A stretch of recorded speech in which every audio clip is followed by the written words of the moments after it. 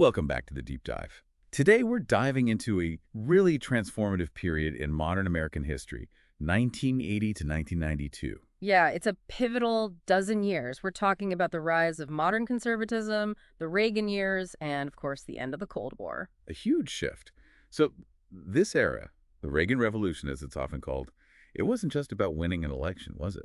No, not at all. It was more like an ideological counterpunch, a real break from the liberalism that had pretty much dominated American policy since FDR and the New Deal. And what drove this counterpunch? What were the main forces? Well, it was kind of a coalition, really. Two main groups came together. You had your traditional conservatives focused on lower taxes, less government, free markets, standard stuff. Right, the fiscal conservative. Exactly. But then, and this is key, they joined forces with what became known as the New Right. These folks were energized by social issues. The culture wars component. Precisely. Think newly politicized evangelical groups like Yeah. Jerry Falwell's Moral Majority. They were focused on things like abortion, affirmative action, prayer in schools, family values. They wanted cultural change just as much as tax cuts. So it was this blend of economic and cultural conservatism. Yeah. And demographics played a part too, didn't they? Absolutely. The population was getting older on average, and people were continuing to move south and west to the Sun Belt. Areas often more skeptical of big federal government. Right. That Sun Belt conservatism, combined with the energy of the new, Right. it created this powerful political wave. Okay, got it. So our mission today is to track these two massive shifts happening side by side. The domestic policy changes, Reaganomics, and then the huge geopolitical changes leading to the Soviet Union's collapse. It's a lot to unpack. Definitely. Let's start with the man himself, Ronald Reagan, former actor, governor of California. He had this incredible ability to connect, right? Right. Portraying himself as the champion of the regular person against big government. He really did. And it's interesting, his own politics evolved quite a bit. He wasn't always this staunch conservative. Oh, really? He had more New Dealist views earlier on. Yeah, initially. But his time working for companies like General Electric, speaking on the circuit, and getting backing from wealthy California business figures, that really solidified his anti-government stance. Which positioned him perfectly for 1980. Because people were pretty unhappy with the Carter years. Deeply unhappy. You had double-digit inflation, high interest rates. The economy felt stuck. Plus, there was this perception of American weakness abroad, especially after the Iran hostage crisis. Right. And wasn't there even a challenge to Carter from within his own party? There was the Anybody But Carter or ABC movement. Ted Kennedy ran against him in the primaries. Didn't succeed, obviously, but it showed the cracks. It absolutely did. It Yeah. showed how vulnerable Carter was perceived to be, even by fellow Democrats. So Reagan sweeps in. The election result was a landslide in electoral votes, 489. But the really stunning part was the Senate, wasn't it? Oh, yeah. Republicans taking control of the Senate for the first time in, 26 years? That sent shockwaves. It wasn't just a presidential win. It signaled a real shift in the country's political mood. A mandate. Definitely felt like one. And then, talk about timing. On Inauguration Day itself, January 20th, 1981, the American hostages in Iran were released after 444 days. Wow. That must have added to this feeling of a fresh start, of American strength returning. Immensely. It really boosted the sense of optimism and momentum around the new administration. Okay, so Reagan comes in with this mandate, control of the Senate, and this national mood shift. Mm-hmm. What were the core goals of Reaganomics? Oh, the stated goals were ambitious, to say the least. He wanted to dismantle parts of the welfare state built up over decades, get federal spending under control, achieve fiscal fitness, as they put it, and basically reverse the direction of government growth. A fundamental shift. And he had an ideological partner across the pond. He did indeed. Margaret Thatcher in Great Britain. Ronnie and Maggie, they called them. They shared this deep belief in free markets, deregulation, and shrinking the role of the state. So what was the situation with federal spending when he took office? It had grown significantly, especially social programs. I mean, think about this. By 1973, spending on health, education, and welfare actually overtook the Defense Department budget. So that trend was exactly what Reagan aimed to reverse. Precisely. And he moved fast. His first budget proposal aimed to cut about $35 billion. Where did the cuts fall mainly? Mostly social programs, things like food stamps, but politically shrewdly, he largely left the big entitlements, Social Security and Medicare alone, at least initially. How did he get these cuts? Through a House of Representatives still controlled by Democrats. Ah, that's where the boll weevils came in? Right, I remember that term, Southern conservative Democrats. Exactly. They often sided with Reagan on these economic issues. Defecting from their party leadership, they were absolutely crucial in passing not just the budget cuts, but also the big tax reform acts in 81 and 86. which significantly lowered income tax rates and estate taxes. Yeah, major changes. This was all based on the theory of supply-side economics. Okay, explain that simply. The idea was. The idea was that cutting taxes, especially for businesses and wealthier individuals, and reducing regulation would encourage investment. People and companies would have more money, they'd invest it, create jobs, grow the economy. And ultimately, this booming economy would generate more tax revenue for the government, even at lower rates. That was the theory. Yeah. But the immediate reality, it was pretty rough. The recession of 81-82. Yeah, a deep one. The worst since the Great Depression, actually. Unemployment hit nearly 11% in 1982. Critics hammered Reagan, saying the cuts hurt the poor while the recession raged. But the economy did turn around eventually. It did. Starting around 1983, there was a strong recovery through much of the 80s, but economists still debate the cause of that recovery. It wasn't just the tax cuts. Well, many argue a huge factor was the massive increase in defense spending. Reagan poured money into the military, almost $2 trillion over his term. So essentially, government spending just shifted to defense might have been the real stimulus. That's a key argument. Critics pointed out that social programs were being cut to fund this military buildup, benefiting defense contractors, while the tax cuts disproportionately helped the wealthy. Kind of a Robin Hood in reverse, they called it. And what about those deficits Reagan promised to tackle? Ironically, they exploded. Despite being a fiscal conservative, Reagan oversaw huge budget deficits, hitting nearly $200 billion a year at their peak. Wow. Yeah.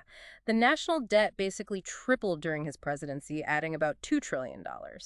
This massive borrowing kept interest rates relatively high. And that affected trade, too. Big time. High interest rates pushed up the value of the dollar, making American goods expensive overseas and foreign goods cheaper here. The result was a massive trade deficit. By 1987, it hit $152 billion. So America became a debtor nation. For the first time in decades, yes. We went from being the world's biggest creditor to its biggest borrower. And domestically, this period saw a sharp reversal in income equality.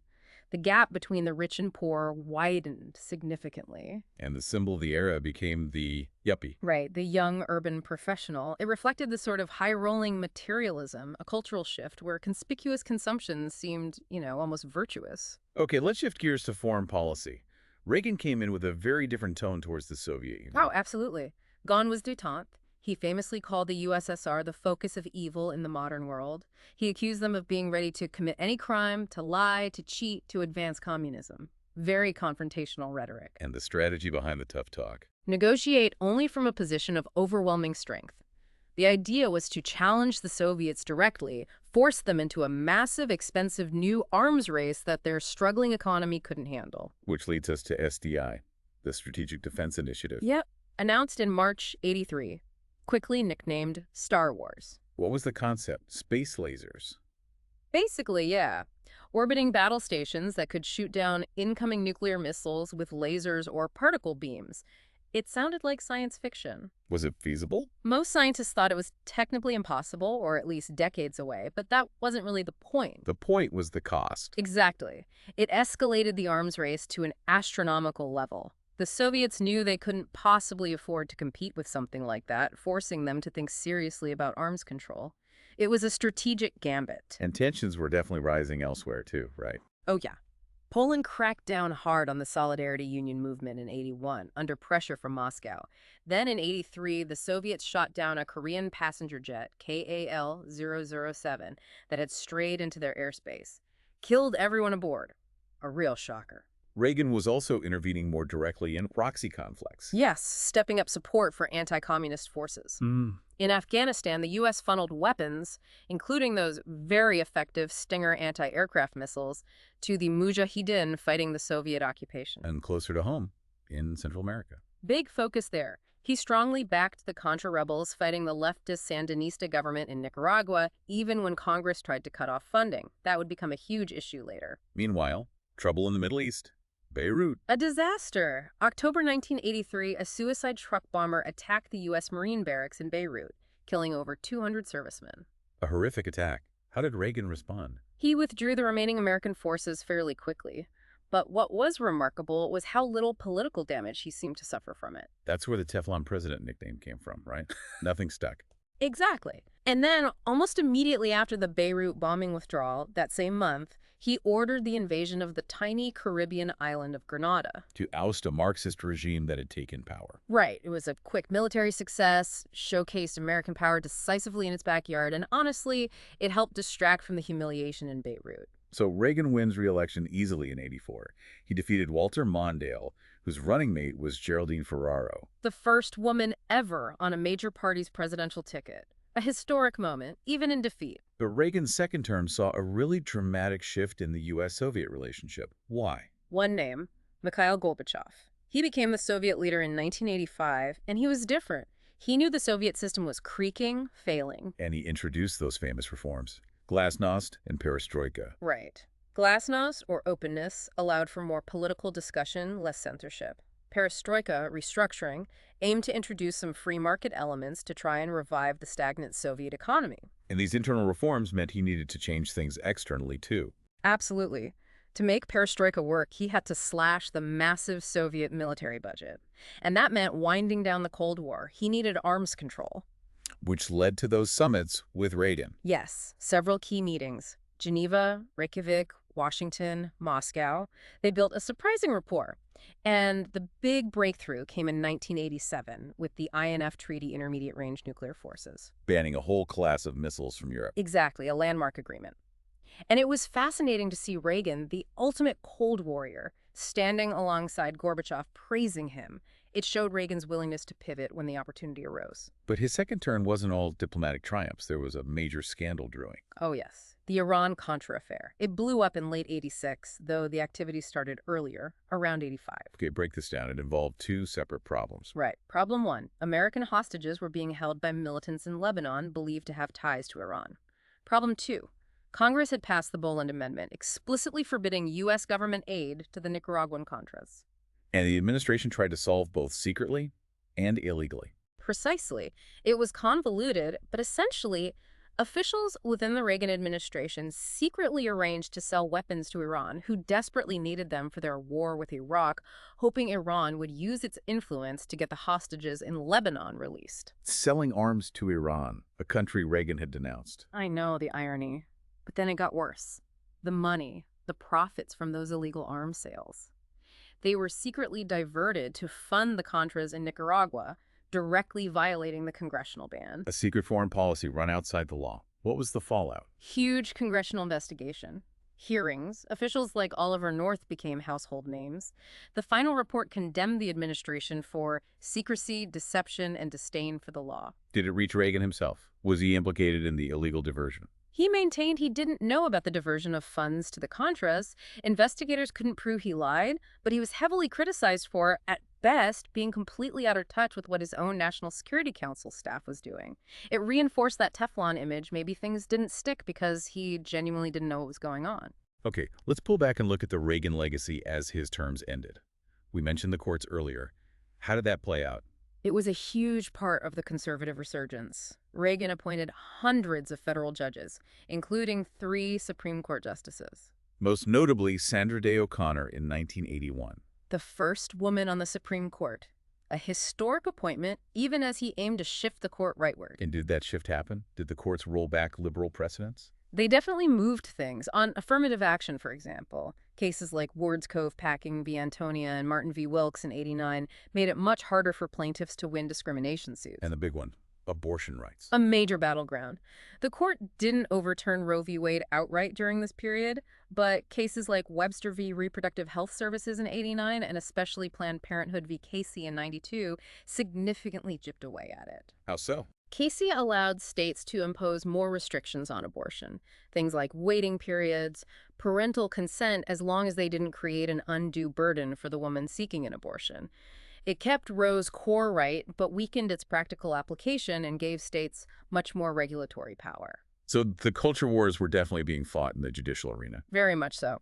And that leads us to the 1988 election. Reagan's VP, George H.W. Bush, runs to succeed him. Against Michael Dukakis. Yeah. Bush basically ran on continuing the Reagan legacy, right? Pretty much. Read my lips, no new taxes was his famous line.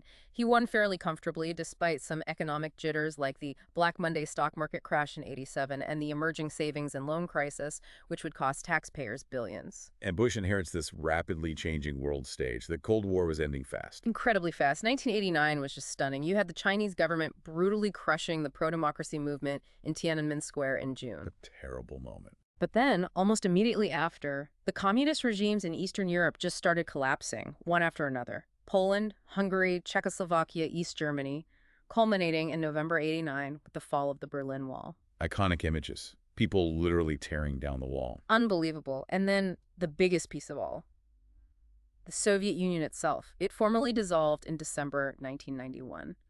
Gorbachev resigned. The Cold War was just over. Gone. Replaced by a loose confederation, the Commonwealth of Independent States, led by Russia under Boris Yeltsin. Bush then signed the START II treaty with Yeltsin, agreeing to major reductions in nuclear arsenals.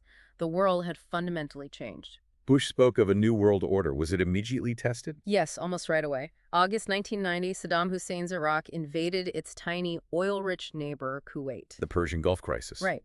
Bush responded by building a massive international coalition under the UN banner. Over 500,000 U.S. troops were deployed to the region. Operation Desert Shield. And then the war itself, Operation Desert Storm. Began in January '91. After weeks of air bombardment, the ground war was astonishingly short. The 100-hour war. Exactly. Iraqi forces were routed in just 4 days. It was seen as a huge military success, showcasing advanced American military tech. Bush declared triumphantly that the U.S. had finally kicked the Vietnam syndrome. But Saddam Hussein remained in power in Iraq. He did. The coalition stopped short of marching to Baghdad or removing him, which became a point of criticism later on. But at the time, liberating Kuwait was seen as the main objective, and it was achieved decisively. How did Bush fare on the domestic front during all this? It was more mixed. He did sign the Important Americans with Disabilities Act, the ADA, in 1990, a major piece of civil rights legislation. But social issues continued to cause friction. Definitely. The confirmation hearings for Supreme Court nominee Clarence Thomas in 1991 involving Anita Hill's accusations of sexual harassment were incredibly divisive and highlighted the growing gender gap in politics. And then there was the economy, and that pledge. Ah, yes. Read my lips, no new taxes. Facing budget deficits and pressure from Democrats in Congress, Bush eventually agreed to a budget deal in 1990 that did include tax increases. Breaking his biggest campaign promise. Politically devastating. It enraged conservative Republicans, fractured his own party, and ultimately contributed significantly to his failure to win re-election in 1992. So looking back at this whole 1980-1992 period, we see this massive reshaping of the American economy under Reaganomics. Huge tax cuts, soaring debt. And alongside that, this incredible geopolitical transformation, from Reagan's evil empire rhetoric to Bush overseeing the actual dissolution of the Soviet Union. You mentioned Reagan's debt legacy. Was that $2 trillion added debt an economic failure, but maybe a political success for conservatives? You could argue that. By creating such massive debt, Reagan effectively starved the beast, making it politically much harder for future administrations, Democrat or Republican, to propose major new government spending programs. It constrained federal policy for decades. That debt certainly cast a long shadow. So the Cold War ended. The decades-long focus on containing communism was gone. What guiding principle would now shape America's role in the world? That's a question for you to ponder. Thanks for joining us on The Deep Dive.